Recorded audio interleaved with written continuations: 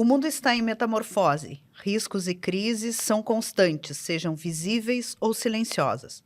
E a comunicação se consolida como um grande desafio que vai além da simples transmissão de informações. Nesse cenário, um elemento emerge como uma resposta ética e necessária: o cuidado. Mas será que é possível comunicar de forma intencional, responsável e atenta ao outro? Aqui nesse podcast, nós acreditamos que sim. Que é possível co-criar alternativas, preparando pessoas e organizações para atravessar os desafios atuais de forma mais humana e sensível.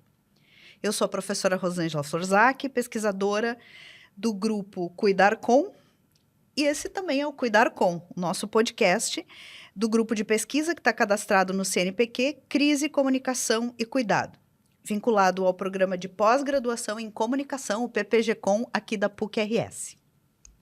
E eu sou Júlia Machado e também faço parte do Cuidar Com, grupo que articula atividades de pesquisa e extensão voltadas à comunicação em contextos de crise, nas mais diversas áreas, mas sempre pela perspectiva da cultura do cuidado. Aqui a proposta é colocar em diálogo conhecimento acadêmico e prático para promover reflexões sobre o lugar da comunicação em contextos críticos, discutindo acontecimentos atuais em entrevistas e análises de especialistas da área. A produção é da nossa colega pesquisadora Thaís Ribeiro. Além de ouvir o podcast nas plataformas digitais, você também pode conhecer e acompanhar as nossas reflexões nas redes sociais. É só buscar pelo @cuidar_com no Instagram e no LinkedIn. Sejam muito bem-vindos. E o nosso convidado de hoje, então, é o professor Paulo Sérgio da Silva, que a Júlia vai nos ajudar a ler o currículo, mas antes eu preciso mencionar que é nosso companheiro de pesquisa. Nós temos um projeto justamente que é um projeto extensionista que vai às comunidades para conseguir entender como as comunidades organizam e pensam e sentem a comunicação pública do risco, a comunicação que é feita em contextos de eventos críticos, E nós vivemos aqui no Rio Grande do Sul o grande histórico evento de maio de 2024. Então, temos, junto com o professor Paulo, conseguido desenvolver aí uma série de momentos com a comunidade do bairro Sarandi, para poder entender a comunicação de risco no lugar onde ela acontece, e não no lugar onde ela é idealizada, que às vezes é idealizada longe da realidade. Então, quero, antes da apresentação formal, mencionar e agradecer ao professor Paulo e a parceria, uma liderança na comunidade, e junto com outros colegas do colégio, da escola onde ele atua, tem nos ajudado muito no desenvolvimento dessa pesquisa. Muito obrigado. E o professor Paulo tem um currículo de peso. É pós-doutorando em educação pelo programa de pós-graduação em educação da URGS, doutor em educação pela mesma instituição, desenvolveu pesquisas sobre educação em comunidades quilombolas e educação do campo. É mestre em desenvolvimento rural pela URGS, especialista em gestão pública participativa pela UERGS e em educação profissional integrada à educação básica na modalidade ProEja, também pela Universidade Federal do Rio Grande do Sul, e é graduado em História pela FAPA, aqui do Rio Grande do Sul. Atua como professor da Rede Pública de Porto Alegre, exercendo atualmente o cargo de vice-diretor de uma escola de ensino fundamental e médio profissionalizante. Foi coordenador pedagógico do curso Procedimentos Didáticos Pedagógicos Aplicáveis em História e Cultura Africana e Afro-Brasileira e colaborador externo do Núcleo de Estudos Afro-Brasileiros e Indígenas, ambos também da URGS. Além disso tudo, é integrante do Instituto de Assessoria às Comunidades Remanescentes de Quilombos e possui trajetória consolidada em educação antirracista, com atuação em formação de professores, gestão escolar, educação de jovens e adultos, educação do campo, justiça restaurativa e mediação de conflitos, além de políticas públicas e educação escolar quilombola. Por fim, atua também em projetos de extensão universitária e tem sólida experiência com educação à distância e assessoria pedagógica. O professor Paulo comentava anteriormente, nós estamos gravando esse podcast em período de férias, recesso escolar, mas ele comentava, e agora eu percebi pelo currículo, que professor tem apenas 2 dias, Os alunos têm 1 semana, mas o professor tem 2 dias de recesso, professor. Parabéns pelo currículo, pela trajetória profissional que a gente vê ao vivo durante os nossos encontros, do nosso projeto Cuidar Com, lá na comunidade do Sarandi. Tá bom, muito obrigado. Eu fico muito feliz, poder estar aqui, Queria agradecer a Júlia a professora Rosângela pela oportunidade do encontro, né? Agradecer a Thaís pelo contato, assim. E acho que nada na vida é por acaso, né? Eu tenho um dilema que eu carrego comigo desde a minha primeira seleção para o mestrado, né? Que quando a gente discutia, assim, sobre a minha trajetória, né? Naquelas entrevistas que tu sai com as orelhas quentes, com as bochechas quentes, que tu sai todo errado ali de dentro. O professor perguntou para mim, assim, né? Qual é que é o teu vínculo, né? O teu vínculo é de militância no movimento social ou a tua intenção é uma intenção acadêmica, né? E eu nunca consegui separar uma coisa da outra, né? Nunca consegui, porque eu acho que é fundamental, assim, a gente estar, né, no espaço de produção acadêmica, se você tem capacidade para tal, né, mas também tu não pode te desvincular da tua realidade, né? Eu vivo numa realidade da vida real, da vida como ela é, né? E muitas vezes a nossa vinculação acadêmica, assim, ela nos distancia um pouco do mundo real, né? Então isso é um dilema, assim, que me faz estar sempre pensando nisso, né? Qual é o meu lugar, né? Qual é o lugar que... Mas é aquilo, meu lugar é onde, né, eu puder estar e quiser estar. Então, eu sempre gosto, eu gosto de escrever, né? Eu gosto de produzir, eu gosto de refletir sobre as coisas que eu faço, né? E gosto principalmente de refletir sobre a minha realidade, né? A minha realidade vivida. Então, eu acho que o fato da gente ter se encontrado, por exemplo, no território, né? Para discutir a cultura do cuidado, né? Para discutir a questão da comunicação do cuidado, né? Principalmente de tudo aquilo que a gente viveu, né? E ainda está vivendo, é extremamente necessário, assim. Por isso que eu sou grato, assim, pela oportunidade que a gente tem, né? De poder fazer essa parceria, assim, do cuidar né? Com a escola e com a comunidade. Eu acho que é o tempo da gente aprender novas formas de comunicar, né? É o tempo da gente pensar, né, novas formas de comunicação que estejam a serviço, né, da vida, né, a serviço da preservação da vida, a serviço da cultura do cuidado, a serviço, né, de uma sociedade mais equânime, né, de uma sociedade mais positiva, né, que faça bem para a gente, né? Então, por isso que eu estou feliz de estar aqui. E ver que esse dilema nos aproximou efetivamente, né? Porque nós, como grupo de pesquisa, também pensávamos sobre isso. Ao observar a forma como a comunicação acontece na sociedade, especialmente nesses momentos muito duros, muito difíceis para as pessoas, né? Que se enfrenta o desafio de se manter vivo, né? De se manter, de preservar a própria vida, a vida dos filhos, a vida das pessoas, né? Da comunidade. Nos frustrava muito ver que esse conhecimento é pensado num lugar tão distante de onde ele efetivamente precisa acontecer. E esse grupo reúne também um conjunto de pesquisadores insatisfeitos com essa... Eu digo que a gente, às vezes, é visto no ambiente acadêmico meio com desconfiança, né? Porque alguns com admiração, outros com desconfiança, porque a gente entende que não dá para ficar aqui no gabinete sentadinho pensando numa coisa que a gente está imaginando, né? Então, a vida vivida é o lugar, é o espaço de pesquisa, né?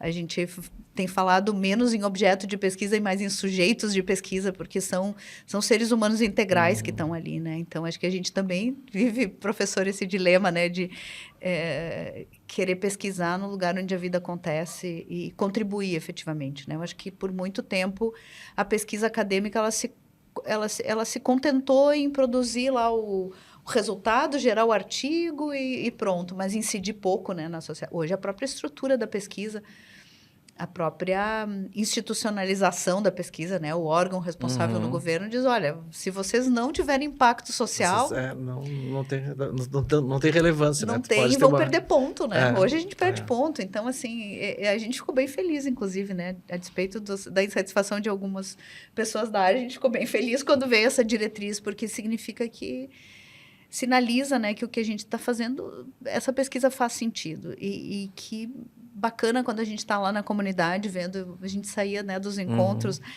que acontecem na escola, né, que a Júlia mencionou, que é a escola onde o professor Paulo é o vice-diretor, que é o o Colégio Liberato, depois me corrige, porque eu devo estar falando o nome errado, e incompleto pelo menos, né? E a gente saía assim muito impactado, porque autores que passaram a vida inteira pesquisando chegaram àquela conclusão no final da vida, e a gente estava ali conversando com adolescentes que nos diziam o mesmo, né? A verdade. A verdade, né? Assim, ó, a escola é a Escola Municipal de Ensino Básico, de Educação Básica, Dr. Liberato Souzano Vieira da Cunha. Que estava É completíssima, um nome né? gigante, né? Uma escola que tem 71 anos, né? É uma escola que é referência no bairro Sarandi ali. E é uma escola que também foi muito afetada, né? Pelas enchentes de maio de 2024. Para vocês terem uma ideia, assim, a gente estava preparando o baile, né? Dos 70 anos da escola, lembra que a gente conversou, né? Nós tava tudo montado, assim. E isso me lembra aquele baile da Ilha Fiscal lá, fim da República, quando o pessoal fez o baile, acabou a República, né? E parece que ficou um tempo, assim, as coisas do mesmo jeito que estavam. E a nossa realidade lá foi essa, assim, a gente estava com um clube que tem no bairro Comercial Sarandi, que era um clube que estava preparado para a festa, né? Tava pronto, tudo pronto, as mesas, postas decoradas, tudo pronto, tudo. E aí quando começou a vir aquele monte d'água, e a gente teve que suspender tudo, né? Mas é uma escola que seria, né, ponto de abrigo da comunidade. No fim, acabou 20 dias embaixo d'água, né? Assim, foi muito abalada, assim, pela enchente, né? A gente perdeu todo o mobiliário do andar terra, como muita gente da comunidade, né? E a gente estava precisando, assim, encontrar alternativas, né, para fazer com que os nossos alunos, os professores, né, e parte da comunidade pudesse expressar, assim, tudo o que a gente sentiu, o que a gente viveu. E aí a gente começou a pensar alternativas, né? Porque a gente trabalha lá na escola com círculos de construção de paz, né? Dentro da perspectiva da justiça restaurativa. Então, a gente tem um pouco já da cultura do diálogo, né? Da mediação de conflitos, enfim, de conversar. E o projeto, ele veio muito assim, porque a gente criou um espaço ali também de ouvir, né? De escuta, né? Das pessoas poderem falar aquilo que vivenciaram, né? Porque o trauma ele ainda é muito presente dentro da comunidade, né? As pessoas ainda estão com as casas vazias, assim, de móveis, né? E lá na escola, a gente tem 1.600 alunos lá, e a gente recebe muitas pessoas, assim, que às vezes elas, no diálogo, né? O que está acontecendo com o teu filho? O que está acontecendo com ele, que ele não está conseguindo, ou com ela, que não estão conseguindo dar conta, que elas, mas professor, a gente não tem nada mais dentro de casa. A gente perdeu tudo que tinha, né? Então, a impressão que a gente tem, né, olhando no cenário macro, é que as coisas estão se resolvendo. Mas lá na micro, né, na realidade vivida, assim, a coisa ainda está muito pulsante, latente, e as pessoas estão no prejuízo ainda, né? As coisas não melhoraram como aparentemente poderiam ter melhorado. E uma outra coisa que eu tenho pensado, assim, aí eu queria, né, conversar sobre isso, né? Não, é uma coisa que tem me preocupado, assim, porque parece que agora o parâmetro vai ser o maio de 2024. A gente já teve agora uma outra enchente há um mês atrás, por exemplo, né, que eu passei aqui na ilha, assim, e vi aquele drama de novo. Sabe? Eu passei ali e vi as pessoas, né, empurrando os carros para a beira da estrada, as pessoas já montando evacuando, né? As pessoas já montando as barracas ali embaixo da ponte, né? Eu fui, né, no aeroporto pela Severo Dúlios, né, que é uma rua, para quem não sabe, assim, a escola ela fica bem na cabeceira do aeroporto, né? Então eu fui pela Severo Dúlios, assim, aí quando eu olhei ali aquele monte d'água, né, sabe, na volta, assim, da escola, e comecei a ficar preocupado. Mas a impressão que a gente tem, a impressão que dá, assim, principalmente nas respostas, né, que o poder público, enfim, que quem tem que noticiar dá, é o parâmetro de 2024. Então as pessoas dizem assim, a água aumentou não sei quantos pontos na régua lá que mede. Mas não é nem perto do ponto de inundação que estava, assim, sabe? Então isso ao mesmo tempo que é é uma referência a ser seguida, né? Ela também é um ponto que me deixa, olha, pode acontecer tudo, né? Desde que não chegue ao que foi em 2024. Isso é uma coisa que... É um risco interessante que o professor levanta, até porque antes de maio de 2024, a referência era 1941, né? E esse foco nessa referência, acho que foi o que mais amplificou, potencializou o nosso despreparo, porque a gente estava, né, enquanto sociedade, assim, né? Tava todo mundo esperando, enquanto não chegar lá, mas superou 2 vezes 1941, né? E realmente é um ponto interessante de... Outra coisa que me parece, eu acho que até converge com esse ponto, é a questão das comunidades que foram atingidas, porque parece que maio de 2024 foi tão impactante, porque chegou em locais da cidade que fizeram a sociedade perceber que aquilo era de fato. Porque as ilhas, como o professor mencionou, a cada chuva sofriam, né? Recorrente, É né? recorrente, mas como não chegava no centro da cidade, talvez, ou não atingia, não paralisava a nossa economia, porque nós ficamos sem aeroporto, por exemplo, então estava tudo bem. Então, isso talvez nós estejamos voltando para esse parâmetro assim, né? Não vai chegar nem perto. Então, o Guaíba está subindo, mas não chegou ali no Cais Mauá, então está tudo certo. Bom, mas se não chegou no Cais Mauá, mas as ilhas já estão embaixo d'água. Então, né, o Sarandi já está, os córregos ali já estão, a água já está saindo. Então, assim, para quem, né, os riscos, onde eles estão localizados, né? E como é que a gente trabalha isso? Tem aquela grande provocação, e por vezes ela é apresentada de forma limitada, assim, né, que vem lá do sociólogo alemão, do Ulrich Beck, que ele diz, os riscos são democráticos. Tá? Só que ele estava preocupado com outra interpretação e de um lugar, né, de um cientista social que estava vivendo na Alemanha, num país com uma outra condição, né, que na mesma época aqui de Porto Alegre teve uma inundação e não morreu ninguém, e as casas que foram arrastadas foram reconstruídas 2 semanas depois. E nas ilhas a gente vê isso de forma muito forte, né? Tu pode ter um risco democrático, mas o impacto daquele risco é absolutamente distinto, né? Quando tu traz que tem famílias ainda no Sarandi que não conseguiram mobiliar suas casas. E eu gosto de pensar por essa ideia do trauma, né? Então, assim, o trauma também pode ser democrático, mas ele se prolonga para alguns muito mais do que para outros, né? Então, assim, puxa, eu tenho que conviver todos os dias com a lembrança do porquê que a minha casa não está mobiliada, né? Por que o meu filho está desanimado para estudar? Por que a condição é infinitamente inferior ao que deveria ser, né? Então, eu acredito que a gente esteja tratando de dimensões sensíveis aí que no dia a dia a gente, no noticiário escapa isso, né? Para o poder público escapa também, para a política pública também escapa muitas vezes, né? Porque eu imagino assim, que para o gestor, né, o pensamento do gestor é o pensamento da praticidade, da resolução dos problemas, né? Então, no nível da política, tudo se resolve do discurso, né? Então, olha, nós vamos elevar o nível do dique do Sarandi, né? Tudo bem, mas para elevar o nível do dique do Sarandi, tu precisa fazer o quê? Tu precisa remover aquelas pessoas que estão ali, precisa mexer com aquelas vidas humanas que tu tem ali. Tu precisa tirar uma menina cadeirante que mora ali, né? E tu tem que colocar ela num lugar.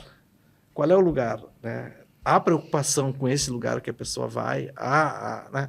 Há essa perspectiva do cuidado, como é que nós vamos tirar essas pessoas dali?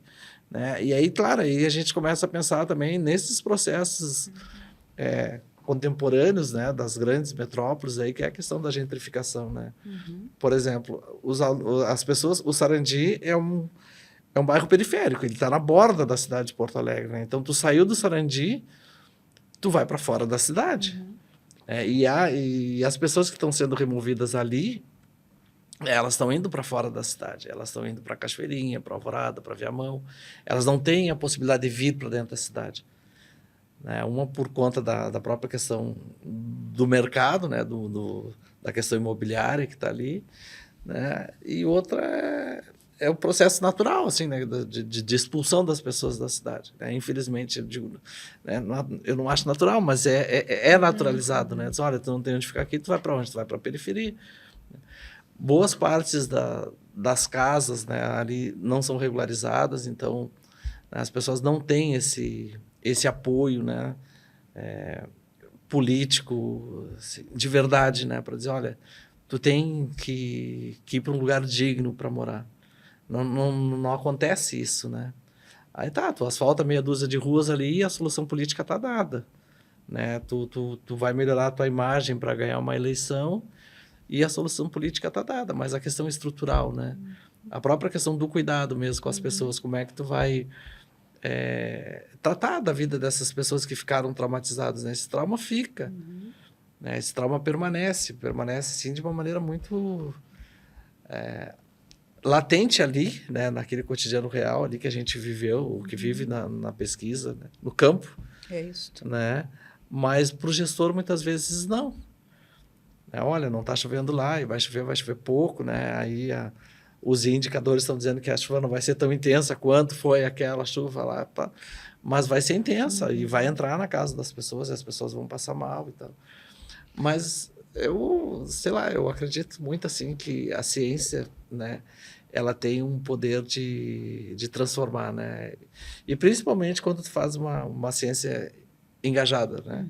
Quando tu faz essa relação assim que eu acho legal do projeto, né? Que é essa relação entre ensino, extensão e pesquisa, né?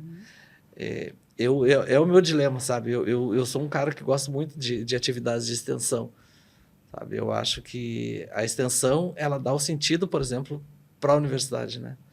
Quer dizer, é como que tu consegue fazer com que as pessoas acessem todo aquele conhecimento produzido, né, de uma maneira justa, né? Então, esses serviços de apoio jurídico, né, a possibilidade de tu abrir, sei lá, tu abre um museu assim para uma visita, né, de escolas, né? Tu promove atividades que levem, por exemplo, aquilo que a universidade produz para dentro da comunidade. Isso é o sentido, né, da produção do conhecimento. Porque senão é aquilo, né, que o professor me disse quando eu fui fazer a seleção do mestrado. O professor olhou para mim e disse assim... Não, Paulo... Não, ele disse assim para mim, Paulo, como é que tu vai fazer para olhar o mundo, né, durante esse tempo que tu estiver na universidade? Se tu passar na seleção, como é que tu vai fazer para olhar o mundo aqui de cima? Nossa. Aí eu disse para ele assim, como assim? Eu disse, não, porque aqui, né, aí é aqui de cima. Mas eu estava preparado, porque na época eu estava discutindo a questão das arenas, né? Eu disse, não, mas a gente está numa arena de disputa, né, professor? Eu não vejo a universidade como uma torre, eu vejo, né, uma arena de disputa. Tu tem uma posição ali, eu tenho uma posição aqui, a gente vai entrar para disputar. Aí tá. Mas é isso, sabe? Mas essa metáfora aí, né, do olhar de cima, é o olhar da torre, né? Da Torre de Marfim, que a universidade, muitas vezes, ela encastela as pessoas, coloca, né? E isso é um problema, muitas vezes, né? Porque tu acaba criando uma elite que se pensa como elite, né? Que se vê como elite e acaba agindo, né, de uma maneira elitista, né? E aí acaba excluindo muita gente dos processos, né? Paulo, vamos ajudar aqui a nossa audiência. A gente está falando desde o início do podcast, a gente está falando no Sarandi, né? Vamos localizar um pouquinho, né? Tu acabou de mencionar e eu me dei conta que a gente está falando com uma naturalidade porque a gente convive lá, né? Mas que bairro é? Que região é essa de Porto Alegre? Quantos mil habitantes? Conta um pouquinho aí para a nossa audiência as características do Sarandi. O Sarandi, ele é um bairro da zona norte de Porto Alegre, né? Ele fica... a gente está falando da enchente, tem uma imagem que caracteriza muito a enchente de Porto Alegre, que é aquele avião dentro d'água ali, né? Então, o Sarandi é um bairro que fica bem na ponta da cabeceira do aeroporto Salgado Filho. Tem em torno de 160 mil habitantes, 150, 160 mil habitantes. Maior que muitas cidades. Maior que muitas cidades, né? Nossa. A população da escola, nesses tempos eu estava vendo que ela é maior que... As pequeninas cidades. Né? Que muitas cidades ali do interior, né? É um bairro que se caracterizou muito por conta da questão da luta pela moradia, né? Então, É um bairro que tem muitas ocupações ali, né? Tem reassentamentos urbanos. É um bairro que, historicamente, na cidade, assim, ele se constituiu depois que o IAPI ali, que é uma referência, né, de habitação popular, assim, se constituiu. Aí depois do IAPI tem o Jardim Lindóia, que é um bairro também construído a princípio para trabalhadores. E o Sarandi foi o que, né, ficou ali para aquelas pessoas que vinham trabalhar ali naquela parte que era uma parte industrial da cidade, mas não tinha um lugar onde morar. Então, ali é um lugar que, historicamente, tem problemas relacionados com a questão da habitação. Então, os movimentos, né, habitacionais dos anos 70, dos anos 80, eram muito fortes ali no bairro Sarandi, né? E aí, por isso que tem muita habitação irregular ali, né? Tem várias habitações, ocupações, né, irregulares que algumas a prefeitura regularizou e tal, mas ela tem uma forte relação, né, com essa questão da ocupação territorial, assim, né? E isso também mostra que, muitas vezes, a cidade ela não é uma cidade que contempla, né, os interesses de todos, né? É uma cidade que as pessoas vão vivendo como dá. E, muitas vezes, o próprio poder público, do viver como dá, ele não cuida, né, dessas questões estruturais, assim, como, olha, tu tem que ter saneamento, tu tem que ter habitação, tu tem que ter pavimentação, né? E ali, né, o que aconteceu ali no bairro, nesse período, é um pouco resultado disso, sabe? Do descuido histórico, né, com a sociedade, né?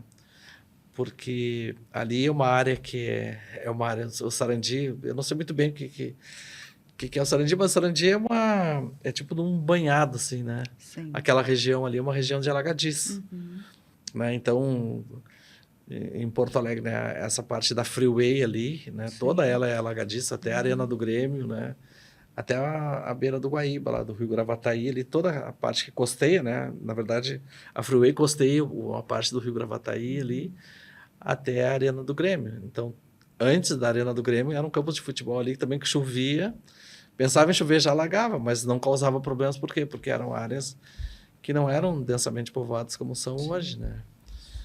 E muitas áreas ali foram aterradas, inclusive, né, com essa expansão da ocupação urbana, essas áreas foram sendo aterradas, áreas alagadiças de planície, e foram sendo construídos moradias, condomínios regularizados e não regularizados, né. É importante citar também que a área do Sarandi, ela é uma área mais periférica da cidade, ela faz conexão com a região metropolitana de Porto Alegre, então ela conecta com outros municípios. É uma borda, né? Uma borda. É como se fosse exatamente a borda. E essa borda, ela é repleta de contenção, né? E aí ali fica o dique do Sarandi. A Freeway a própria Freeway, que é uma rodovia, ela é um dique também, para dentro daquele sistema construído depois de 1941, né? Sistema de proteção da cidade de Porto Alegre. O Sarandi está inserido exatamente naquele cenário, né? Justamente da proteção, do cuidado que falhou, né? Em maio de 24. Paulo, deixa eu te perguntar um pouquinho, assim, quando a gente fala da comunicação nesse contexto de cultura do cuidado, a gente parte de um pressuposto de uma comunicação que é horizontal, igualitária, né? É uma comunicação que a gente faz né? E não de alguém para alguém, né? Então, é uma contestação do modelo autoritário, do modelo hierárquico da comunicação, que a sociedade acreditou por muito tempo que tinha um emissor e um receptor passivo que recebia a informação e se não trabalhava a partir dela é porque ou tinha limitações no entendimento ou por alguma outra razão, né? Então, que sempre o culpado era o receptor, né? Então, se tinha que distribuir culpa, ele que receberia. Eu estou te ouvindo agora e estou lembrando assim, de cenas que eu acompanhei ali, né, na escola, e desse lugar que a escola se constituiu naquela comunidade, assim, um lugar de referência, um lugar de acolhida, de acolhimento, um lugar onde se vive essa horizontalidade sem perder um lugar de escola, sem perder essa característica de ser escola, de trabalhar com conhecimento. Então, eu queria te ouvir um pouquinho como é que se construiu, né? Já que a gente está falando do bairro, agora eu queria chegar na escola. Como é que se construiu essa relação comunitária, né? Porque hoje, quando a gente fala com espaços, instâncias do poder público, diz, a gente está trabalhando lá no Sarandi. Mas como é que vocês chegam no Sarandi, né? Estava relatando para o Paulo uma conversa recente que a liderança, né, de defesa da cidade me dizia, mas como é que chega lá? Como é que vocês conseguiram chegar lá, né? Então, me conta um pouquinho como é que nos conta, né? Como é que se constituiu esse lugar, porque para nós é um lugar comunicacional, né? Um lugar comunicacional onde as relações acontecem de forma horizontal, guardado o lugar de uma escola, né? Eu acho que assim, a educação ela é o processo que vai salvar a humanidade, né? Nós também achamos. Eu acho que a educação junto com a comunicação, né, Paulo? Sim, vamos. Mas que tá todo mundo. vai todo mundo andando no mesmo tom, assim, mas eu acho que a escola ela é muito respeitada ali na comunidade, né?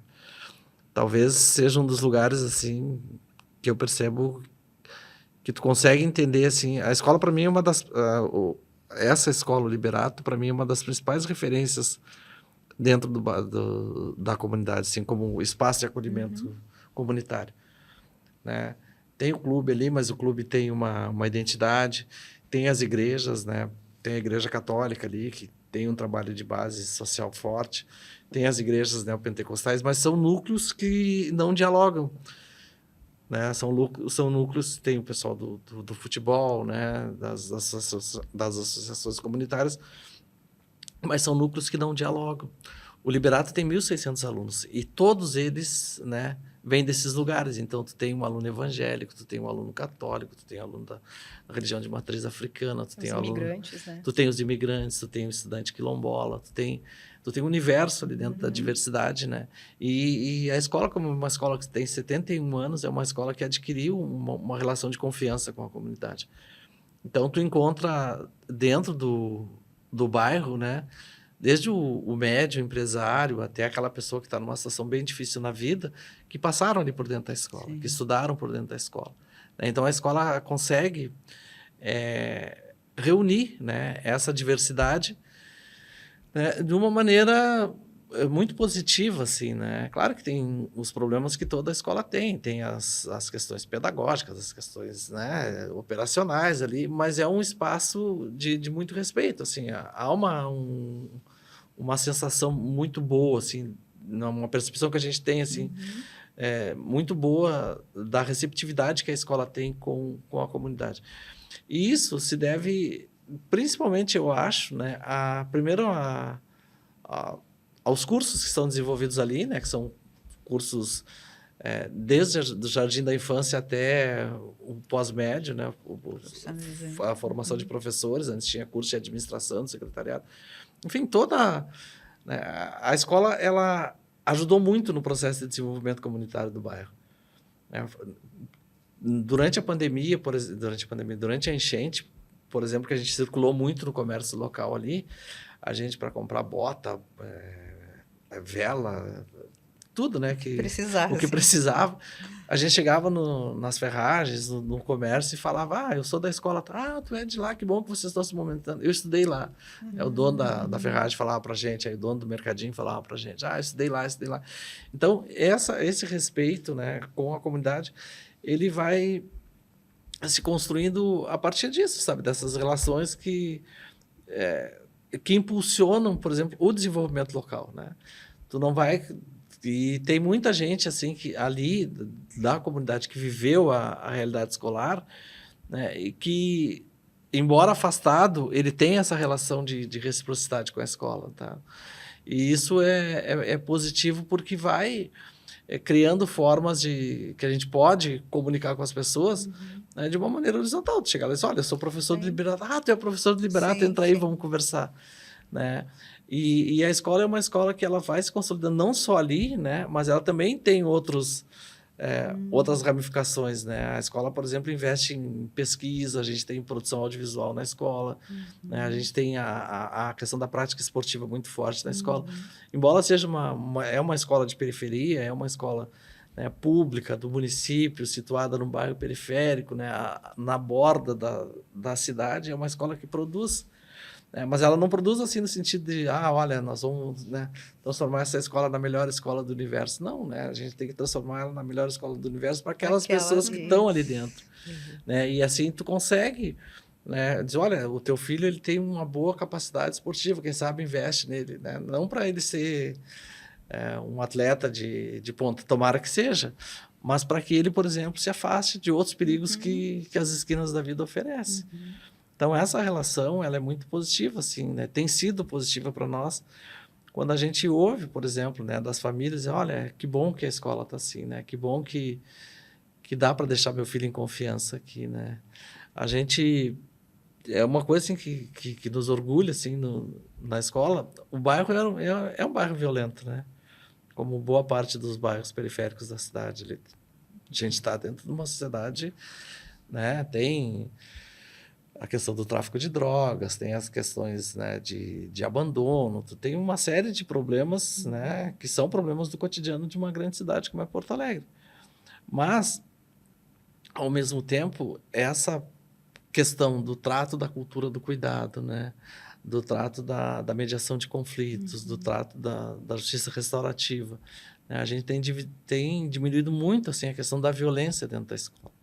Esses dias a gente estava comentando assim que, olha, faz anos que não tem briga de guri dentro da, sabe? Que maravilha. As brigas de adolescente, de guri, brigar com outros, assim, não tem, faz tempo, sabe? De briga, de violência física, assim, faz muito tempo que não acontece, sabe? Tem... As gurias brigam. As gurias brigam, elas se desentendem lá, né? Mas briga de guria, assim, que tu tem que intervir. Sim, física, assim. Física, sabe? Física, aquela coisa né? de, vamos ter que chamar brigado, vai todo mundo embolado pro DECA, que às vezes acontece, né? Eita. Acontecia isso, assim, né? De toda hora, assim, vamos pro DECA, já sabe direitinho, assim, o caminho. Não tem. Faz acho que uns 5, 6 anos que não acontece isso dentro da escola. E essa presença do cuidado dentro da escola, a gente percebe, né? Só para situar quem está nos ouvindo, nos assistindo, o nosso projeto de extensão lá na Escola Liberato é para a construção de estratégias de comunicação que sejam co-criadas com a comunidade de comunicação de risco, né? Para que nos próximos eventos climáticos que acontecerão, infelizmente nós temos que, né, eles acontecerão, a comunicação funcione de uma forma mais orgânica dentro da comunidade. E a gente percebe, nós fizemos diversas reuniões lá com alunos, com membros da comunidade, a gente percebe muito isso, essa questão do vínculo, né, Rosângela, das pessoas se sentirem cuidadas pela escola. A gente entra na escola e percebe que tudo é cuidado para receber o visitante, né? Tudo é pensado para que o aluno se sinta acolhido naquela escola. E a gente percebeu nos relatos dos alunos isso, né? Essa questão de, nossa, aqui a gente é visto. Imagina, são 1.600 alunos, mas o professor Paulo possivelmente conhece todos e sabe da realidade da maioria, pelo menos, né? Porque existe esse olhar de... Não é apenas um aluno que entra aqui, assiste a aula e sai. Existe um olhar de nós somos... É uma construção, é um cuidado com a construção de vínculos e com aquilo que vai permanecer depois que o aluno se formar, né? Sair da escola. A nossa perspectiva, assim, né, é de enxergar o aluno nas suas potencialidades, né? Quer dizer, tu sabe que o aluno vai sair dali e tu tem que orientar eles. Olha, tu tem um futuro pela frente, né? A tua jornada escolar, ela não termina no fim do 9º ano, né? Não termina no fim do ensino médio. Então, o nosso desafio, o nosso esforço é estar sempre apostando e apontando para eles, olha, existem outras perspectivas, né? E quando tu aponta isso, quando tu cria o horizonte, né? Quando tu cria a possibilidade de ampliar o horizonte do estudante, né? Isso não tem preço, né? Não é uma coisa que faz essa valer famosa micro-revolução, né? Eu acredito muito nessa... Quando tu fala que a educação é o que vai nos salvar como sociedade, né? Eu acho que esse poder de fazer uma revolução, mesmo que seja num indivíduo e gradualmente, né? Na comunidade daquele indivíduo, porque é bonito de ver tempos depois, né, como aquela palavra de incentivo, aquela palavra, aquele apontamento, aquela sugestão transformou a vida daquele estudante, né? A nossa produtora Thaís está nos avisando que se ela avisou com 5 minutos e eu não tive coragem de compartilhar com vocês. Agora ela está dizendo que o tempo acabou, né? terminou. Então, passou Que muito, pena. muito rápido, né? Pois Muito é, rápido. agora E que eu estava me preparando para falar. passou 1 hora. Mas então, justamente para a gente ir para esse fechamento, eu queria deixar a palavra, Paulo, então, para tu nos trazer aí a tua... né, a tua mensagem final aí da nossa gravação, né? E eu dizia para o Paulo quando convidei, né? Quando convidamos que certamente a gente vai fazer mais outros momentos como esse para seguir conversando, porque a gente nem entrou nos resultados da nossa pesquisa. Não, a gente nem né? falou da pesquisa nem propriamente falamos dita, da né? pesquisa, né? A gente vai ter que fazer a parte 2 desse. Isso, tem vai que ter chegar exatamente. Por favor, Paulo, fica à vontade aí. Não, eu acho assim que a educação ela transforma, né? Ela transformou a minha vida, assim, né? Ela me apontou horizontes, ela me disse, olha, tu tem um universo aí para seguir, né? E acho que quando a gente vê resultados dentro da escola, né? Essa micro-revolução ela está acontecendo, né?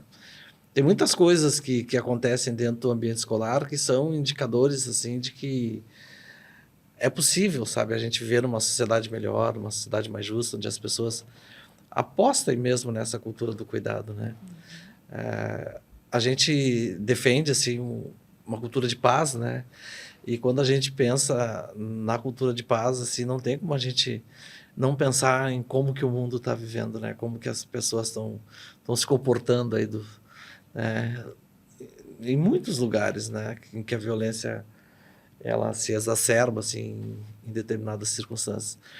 E a educação ela tem essa possibilidade, ela aponta para a gente essa possibilidade, né, da gente trabalhar com afeto, trabalhar com, né, com carinho, trabalhar com um olhar humano, né, de entender que por detrás daquele aluno que tu está avaliando com notas e números ali existe um sujeito, né, e por detrás daquele sujeito existe um contexto familiar, né, muitas vezes complexo, né? Muitas vezes difícil de ser elaborado, mas tu tem uma criança, tu tem um jovem, tu tem um adulto ali que está dentro daquele contexto, mas tu tem que apontar assim, olha, se a vida está difícil ali dentro, vem para cá, que a gente pode cuidar um pouco de ti também, né?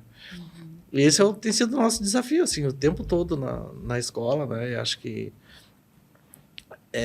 nisso que eu digo assim que esse nosso encontro, né, ele não foi um encontro casual, assim, ele é um encontro, né, de pessoas que pensam de uma maneira propositiva, né, a partir de uma dura realidade que a gente vivenciou, em alternativas, né, para um mundo mais justo, mais solidário, mais humano. Eu acredito nisso, sabe? Eu luto por dignidade e justiça. Eu acho que a gente enfrenta uma série de problemas na sociedade que a gente só vai resolvê-los, né, a partir do momento que a gente pensar que existem boas saídas, né? E uma das saídas é a gente aprender a cuidar e cuidar bem um do outro, né? E acho que nesse sentido, assim, uma coisa que me encantou nessa proposta que vocês trouxeram para nós é a perspectiva de uma nova comunicação, né? E isso, numa das conversas que a gente teve lá, aquilo ficou martelando na minha cabeça, assim, sabe? Olha, o que a gente vai produzir como resultado, né? A gente não precisa mais ficar produzindo filme de ficção, né? A gente tem que produzir coisas que nos tragam a vida real, assim. E aí são os nossos pontos de conexão. O professor Paulo, nesse episódio do nosso podcast, ele personificou, né, toda essa ideia de convergência, de cocriação, da comunicação, da educação e desse novo pensamento, né, de construção coletiva, assim, para o cuidado mesmo, né, para transformar a sociedade. A gente agradece a presença do professor Paulo aqui conosco. Com certeza a gente vai ter que fazer a parte 2, né, professor? Para falar dos resultados desse Eu tenho um cara projeto. aí, o Antônio Bispo, que é um quilombola, um pensador quilombola. Ele se autoproclamava um lavrador de ideias. Que lindo. Né? E aí ele fala muito na confluência, né? De fluir com, né? Fluir acho com, que é isso. cuidar com, fluir com. E acho que o conceito de confluências, ele é um conceito que é muito caro para mim, assim, sabe? E acho que ele diz um pouco dessa nossa relação, assim, porque a gente conseguiu Que maravilha. confluir. É verdade. Muito bem, minha gente. Eu tenho que ler a ficha técnica aqui do nosso podcast. É isso, Thaís? Então, a apresentação aqui é da Júlia Machado. E da Rosângela Florzak. Muito bem. A produção da Thaís Ribeiro e da Janes Loureiro. E as pesquisadoras e pesquisadores do Cuidar Com. Então, somos nós, já citadas, o Abner Freitas, a Idil Brites, Carolina Reverbel, Eric Nogueira Becker, Franciele Falavinha, Leonardo Tomé, Luana Chimnazo, Patrícia Strelov, Rafaela Redim e Silvia Marcuso. Então, nós encerramos aqui esse podcast com um gostinho de quero mais, né? Pois é, eu também gostei. E, Eu gostei, quero mais. por favor, nos acompanhem aí nas redes e perfeito. aguardem os próximos. Seguiremos aqui falando dessa imbricação aí, né? Dessa mistura de comunicação, crise e cultura do cuidado. Até Muito mais. obrigada pela audiência. Tá bom, obrigado.